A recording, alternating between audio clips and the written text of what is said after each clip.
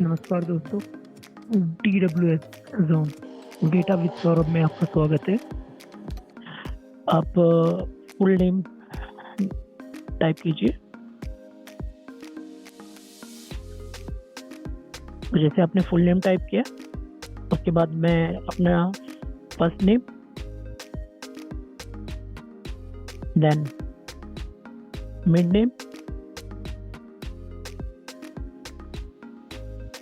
Last name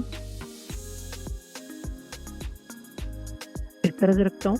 तो जैसे कि फॉर अ सैम्पल कि फर्स्ट नेम, अगर मैं यहाँ पे पूरे नेम यूज़ नहीं करूँगा क्योंकि मैं नहीं चाहता कि आपका टाइम कंज्यूम हो ज़्यादा, क्योंकि ये डेटा आपको कहीं से भी मिल सकता है। लेकिन मैं आपको इसमें एज अ शो कर रहा हूँ। जैसे कि सपोज कीजिए किसी का फर्स्ट नेम, मैं आपको एज अ सैम्पल अपना ही ले लेता हूँ नेम, SAURABH। मेरा मिड नेम भी है, सीधा लास्ट नेम है, तो मैं इसमें लास्ट नेम पुट कर देता हूँ। लास्ट नेम में शर्मा पुट कर देता हूँ। और कोई एग्जाम्पल के लिए मैं इसमें मिड नेम वाला भी एक एम्प्लॉय रख लेता हूँ। तो सपोज मिड जिसका नाम जैसे मिड नेम भी हो सकता है, तो one of my friend that AM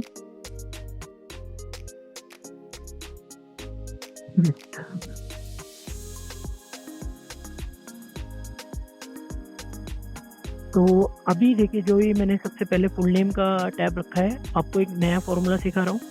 तो जो भी मैंने बताया कि जिस भी फॉर्मूले में हार्ड कोडेड वैल्यू होगी उसको मैं एक डिफरेंट कलर कोड दूंगा, और जिस फॉर्मूले में एज अ फॉर्मूला इंसर्ट किया होगा उसको मैं एक डिफरेंट कलर कोड दूंगा।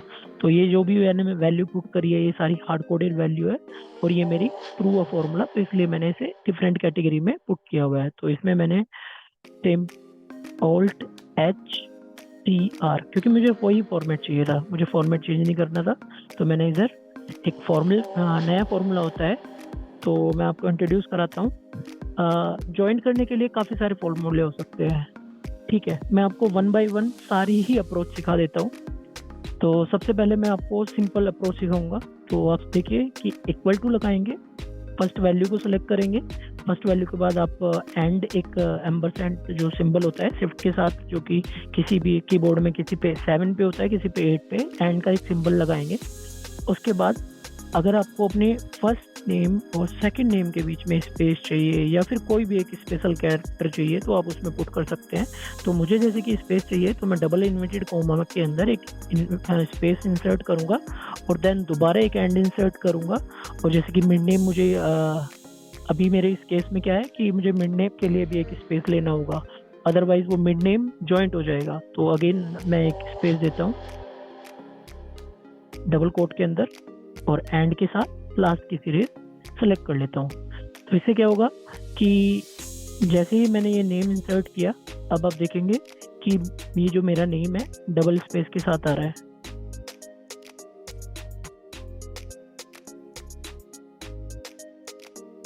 अब चेक कर पा रहे हैं, इसी फॉर्मूले को जैसे ही मैं ड्रैग करके नीचे पेस्ट करूँगा, कॉपी पेस्ट सिंपल, तो आप देखेंगे वो अभी इसमें सिर्फ फर्स्ट और लास्ट वैल्यू है, क्योंकि मैंने सेकंड रेफरेंस के लिए वैल्यू पुट नहीं किया था। तो चाहूँ तो मैं इसके अंदर, यहाँ पे मैंने ये एंड इंसर्ट किया है, इसमें मैं रेफरेंस सेल यानी कि मिड वाली वैल्यू को सिलेक्ट कर सकता हूँ। तो आप देखेंगे इसमें अगेन KM दिस जैसे कि नेम आ रहा है, तो मिड के बाद मैं अगेन एक स्पेस देके वैल्यू को पुट कर सकता हूँ।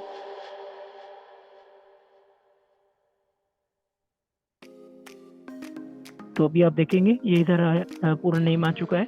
तो इसी तरह जैसे जैसे मैं नेम इंसर्ट करता जाऊंगा, ये फॉर्मूले को मैं ड्रैग कर लेता हूँ कुछ कॉलम्स तक, कुछ रोज तक। तो ये फॉर्मूला आ चुका है, और जैसे ही मैं नेम लिखता हूँ जैसे कि VS, तो आप देखेंगे उधर नेम आ चुका है। अगर सपोज करो मैं GVS प्रेस करता हूँ, तो उधर की तरफ वो पूरा नेम आ चुका है। अभी मैं आपको इसकी दूसरी अप्रोच सिखाऊंगा कि दूसरी अप्रोच से ये कैसे हो सकता है, देखते रहिए। तो दूसरी अप्रोच में जो मैंने ये फॉर्मूला पेस्ट किया था, इन्हीं वैल्यू को मैं एक बार रिपीट कर लेता हूँ।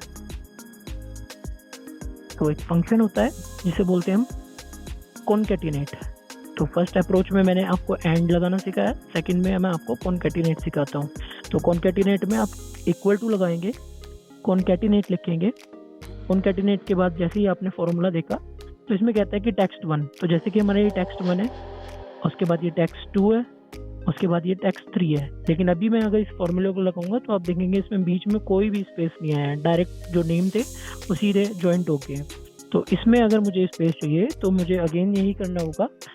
जैसे ही फर्स्ट कॉमा इंसर्ट किया उसके बाद मैंने स्पेस दिया, दोबारा एक कोटेशन रखा, कॉमा लगाया, देन मुझे फर्स्ट नेम के बाद अगेन सेम सीक्वेंस रखना है।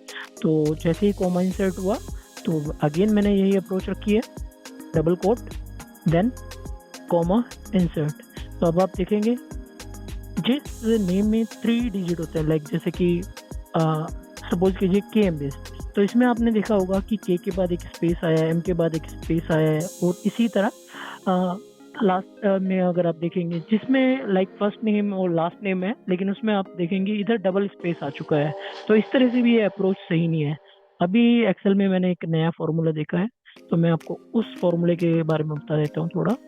ये होता है टेक्स्ट जॉइंट, एक होता है टेक्स्ट स्प्लिट, एक होता है टेक्स्ट जॉइंट। तो आप देखिए टेक्स्ट जॉइंट करके एक फॉर्मूला आ रहा होगा, तो टेक्स्ट जॉइंट पे जाइए और टैब इंसर्ट कीजिए। तो ये सबसे पहले पूछ रहा है कि आपको डेलीमीटर की क्या रखना है। तो अगर आप चाहें तो इसमें एज अ स्पेस रखें, कॉमा लगाए, इग्नोर,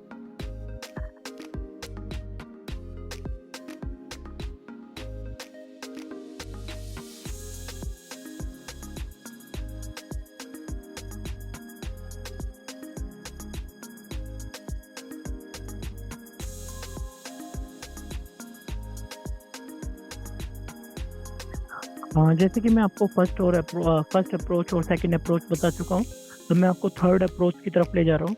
जैसे कि एक्सेल ने एक नया फॉर्मूला इन्वेंट किया है जिसे बोलते हैं टेक्स्ट जॉइंट। तो इस पर आप सबसे पहले जाइए, एक्सेल की जिस सेल पे आप ये फॉर्मूला अप्लाई करना चाहते हैं, इक्वल टू TEXT टेक्स्ट। अब आप देखेंगे यहाँ पे बहुत सारे फॉर्मूले हैं, टेक्स्ट स्प्लिट, टेक्स्ट जॉइंट। बाकी रिमेनिंग फॉर्मूले के बारे में मैं आपको अपकमिंग वीडियोस में बताते रहूँगा।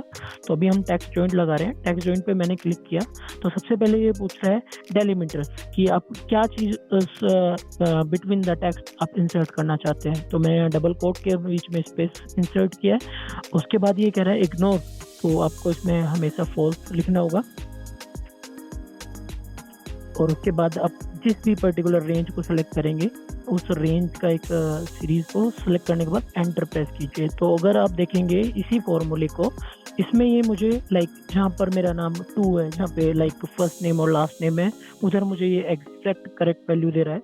तो उसमें उसने सिर्फ एक ही स्पेस लिया है, जहाँ पे मेरे like first mid last name है, उधर उसने मुझे फॉर्मूले ने एज अ फर्स्ट नेम के बाद, सेकंड नेम के बाद और लास्ट नेम के बाद मिड में मतलब स्पेस रखा हुआ है। तो इसी तरह आप इस सारे फॉर्मूले को ऐसे क्रिएट कर लें। तो अभी मैं रिकॉर्डिंग थोड़ा स्टॉप करके पूरा एक डेटा फिल कर लेता हूँ 50 नंबर्स तक, ताकि आपको ईजी रहे।